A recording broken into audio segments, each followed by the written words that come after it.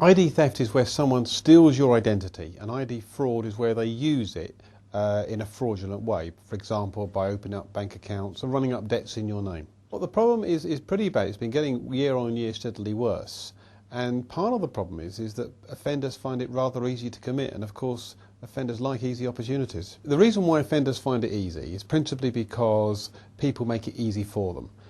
Leaving posts after they've left the property, so they can pick it up easily. People aren't redirecting their post, not shredding their papers after they've used them, giving out information to friends and to colleagues over the phone where they can overhear or people can overhear them, and of course through the illicit market directly, for example through burglaries, through bag snatches, through pickpocketing.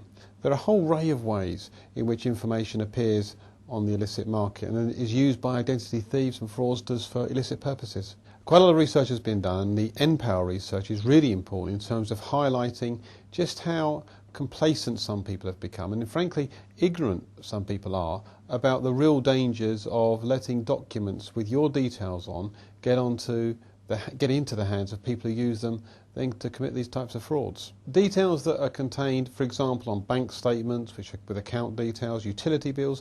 Often utility bills are asked as forms of ID when you open bank accounts and when you go to your library or take out an account at a video shop. I mean, a whole range of ways. So having someone's utility bill or bank statement can be really, really useful for an identity thief. Well, August is the month when a lot of people move house. Actually, it's the most popular month for moving house. So a pertinent question to ask at the moment is just how are people handling that? And the answer is often not as good as they could. Not arranging for their post to be redirected, and if it is being redirected, it's not often being redirected for long enough. And on top of that, some people just don't take the care to let their credit card companies and their banks know about the fact they've moved, just to be sure. And another way is to make sure you leave a forwarding address with your at your old address so people know how to get hold of you. All these steps can be useful.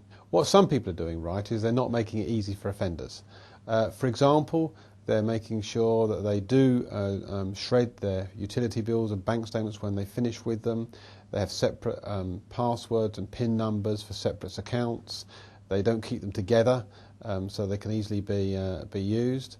They make sure they cut up their cards into pieces when they've been used, when they've been finished with. So and another thing they can do is check their credit rating. And this is really important because it's a way of checking whether you've still got credibility. And so doing that at least a couple of times a year can be really positive. I think ID theft is a problem that's set to get worse.